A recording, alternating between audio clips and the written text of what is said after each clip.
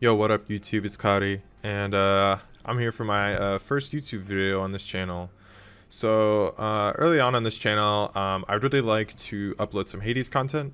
It's easy to edit for me. I think it'll be fun to watch, and it's just a game that I enjoy playing and I think has a lot of replayability. So for my first video here, I would like to kind of make a primer video so that those of you who haven't played the game or maybe haven't played in a while, and I thought I'd brush you up on the mechanics so that when I'm doing runs later on that you guys will, actually know what's going on. So first off, I'd like to cover the 6 weapons that you can have in the game. So first off, we have Stygius, the sword. We have Varatha, the spear. We have Aegis, the shield. We have Kornokt, the bow. You have, I can't remember the names. Malphon, the fists. And Exegryph, the gun. And so for each of these weapons, they have their own special moveset. However, they are all bound to the, similar buttons. So in Hades, I play with the controller. So obviously you have your left stick that moves, but for your face buttons, you have your X button, which does just your attack, regular old attack. You also have your Y, which is your special. If you're looking in the top left, they have the moveset names there. So X is your normal strike, Y is your Nova Smash. In addition, you also have dash versions of each of the attacks. So you have dash strike, and you also have dash special. Most of the time they're similar or the same move. Obviously, they just come after a dash. In addition, every single run that you have, no matter what weapon you use, you always have your cast. So if you look in the bottom left next to my health bar, you'll see 3 little, it says 3 out of 3 next to some red prisms. So those are called bloodstones, and they're the resource that you use to use your cast. So if you press B, it shoots a little homing crystal at the enemy. Now it's worth noting that these crystals do not recharge immediately. They get stuck in the enemy, as you can see right here. They're stuck in Skelly. Now there are two different ways that you can retrieve your bloodstones. One of them is like you just saw. You can wait for them to fall out of the enemy. In addition, you can also, if the enemy that you are fighting has bloodstones in them, you can kill the enemy and they will drop the bloodstones as well. So Bloodstone is with you all the time, but there's a lot of different ways that you can change them. They started as kind of as a boring homing projectile, but a lot of the boons and the different upgrades in the game allow you to change them and make them more fun. Next up we have keepsakes. So these are little trinkets that you are offered by, from characters in the game. There's like, I don't know, 30 or so here, so I'm not going to go over each one individually, but before each run, I'll make sure to go over the one that I'm using and the reason I'm using it. You can also, they're not stuck one per run. In between floors, you're allowed to change. So you'll often see me start with one for the first area and then switch for the second area. I usually switch between almost every floor. So you get to see a pretty good variety of the different keepsakes that you have. They all offer small little benefits. A lot of them aren't huge on their own, but they allow you to kind of adapt your playstyle and adapt your build to what you like to do and what you have fun with. So in Zagreus' bedroom, you have what's called the Mirror of Night. So if you go to the Mirror of Night, you'll see that you have different upgrades here.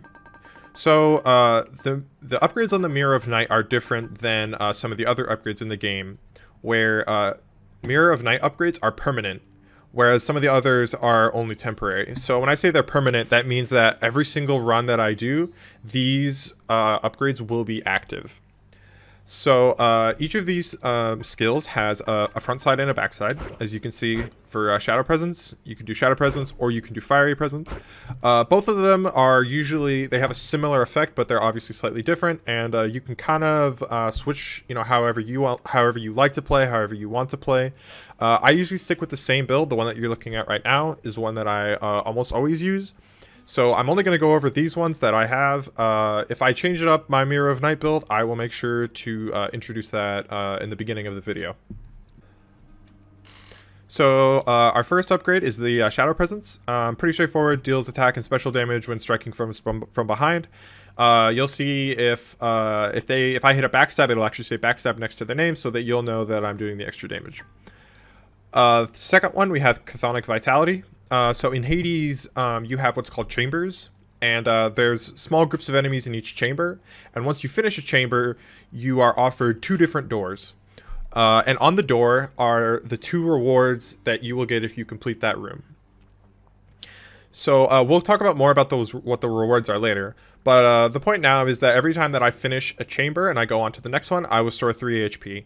I start with 100 health, which doesn't seem, so like 3 health doesn't seem like a lot, but there's like, upwards of 36 rooms, so it does add up. So third is the Death Defiance upgrade. So this is probably the most important upgrade. So in Hades, you have you can die and then you can permanently die. So with Death Defiance, the first 3 times that your health bar is depleted to 0, you'll see Zagreus go like like that, and he'll above it'll say Death Defiance. So they're a resource that you have, and when you die, you get 50% of your life back instead of dying. Now, obviously, you only get 3 of those. Once you run out of Death Defiances and you die again, then you permanently die, and your run is over, you restart, you go back to the House of Hades, and you have to do it all over again. Next up is Greater Reflex. This is pretty straightforward, allows you to perform an additional dash. Movement's super important in Hades, so additional dashes are always great.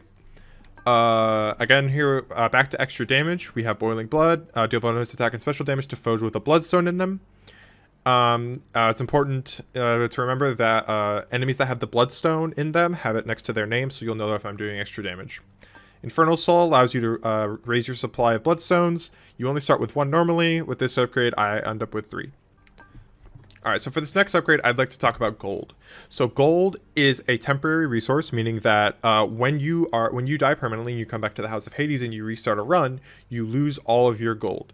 So gold is only good per run. And with this upgrade, I start with 100 gold from the very beginning. Gold is used to buy different boons and health and upgrades, and you'll see me spend it as I go throughout a run. Next one is Thick Skin. This one just raises your health, plus 50 HP. HP is always great. Not much to say. Alright, so next is another super important part of Hades, and that is boons. So boons are little offerings that you get from the gods, and they increase your skills in different ways. So when you are offered a boon by a god, so for each god there's 12 total ones, but they only offer you 3 at a time. And you get to pick one of the 3, and they all change your character in little small different ways. They can increase your attack, they can make your cast homing, all sorts of different things. It's also worth noting that boons have rarities and they have levels. So for rarities, they start with common, rare, epic, heroic, and legendary. Obviously, the higher the rarity, the better the boon is.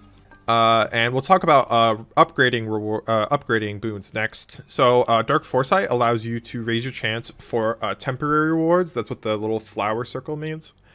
So I already have most of the permanent stuff maxed out. I mean, you can just look at my Mirror of Night; it's almost completely maxed. So I usually don't worry about getting the permanent resources. I like to focus on getting the temporary ones that make my build stronger immediately and give me a higher chance of finishing. So with Dark Foresight, it allows me to focus on getting the temporary resources. So you have the green, which is the boons, like I talked about earlier. You have the hammer, which is the Daedalus hammer. They change your weapon in like fundamental ways. They can make your sword like shoot like spikes and stuff out of it. They can make your gun shoot like a 3-round burst with unlimited ammo instead of having like full auto and having to reload. All sorts of crazy different things. Next is gold. I talked about gold already. Buy stuff. Pretty self-explanatory. Those are what you use to upgrade your boons. So like I said earlier, there are rarities and there are levels. Using a pomegranate seed does not upgrade the rarity, but it does upgrade the level instead of the rarity. It still gives you a boost. It's not as big as if you increase the rarity of it, but it's still a boost nonetheless. Next is God's Legacy. So earlier I talked about the rarities. God's Legacy specifically affects legendary and duo boons. Legendary boons are obviously they're large, flashy, cool boons that you can get. The other one here are duo boons. So duo boons are sometimes as you go through your run, you'll get some boons from Ares, you'll get some from Zeus, you'll get some from Poseidon. It's kind of random. However, if you're lucky and you have enough boons from 2 gods, they will offer you a duo boon, which is a combination of the two, and it allows you to have it's a boon that kind of takes the essence of each one and combines it into one. Super cool, super fun. You know, honestly, they're not always the best choice, but they're definitely the most fun choice. So you'll see me pick them up almost all the time. All right, finally we have Fated Authority. So Fated Authority allows you to re-roll the reward for the next chamber. We talked about earlier how when you can see on the door, you can see the reward. If there's like say 2 doors and you don't like either one, you can use one of your Fated Authorities to re-roll the room. And for right now, I only get up to 3 re-rolls. Eventually, once I get that upgrade, I'll end up with 4. So the final thing I'd like to talk about is the Pact of Punishment. So the Pact of Punishment is basically the way that the game adds replayability value by increasing the difficulty in small little ways. So it's important to note that the Pact of Punishment is unique to each weapon.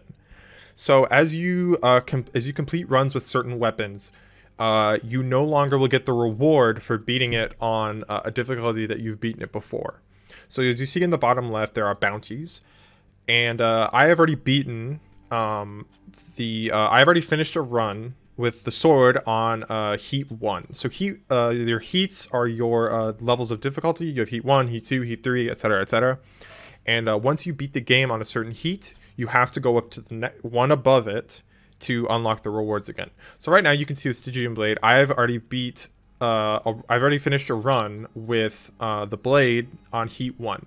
So if I want to unlock the rewards again, I have to go up to heat 2, which you can see me do here, and then see now it says heat gauge full, new bounties available. All of the conditions are listed on the right. They all increase the difficulty in some small way. I'm not going to go over all of them right now, but before I go I run on each video, I will go over what condition I'm using and why. Also important to note that the heat gauge and the terms are specific to each weapon. So for my sword, I need heat gauge 2, but if I'll go back and look at the bow, I only need heat gauge 1 to get the reward. So it stays specific to each weapon. Last thing I want to show you guys is there's a cool little hidden feature on the back of the Pact of Punishment. So if you exit out here and you look on the back of the Pact of Punishment, there's actually a subscribe button that you can use if you want to stick around and watch me play some Hades here in the near future.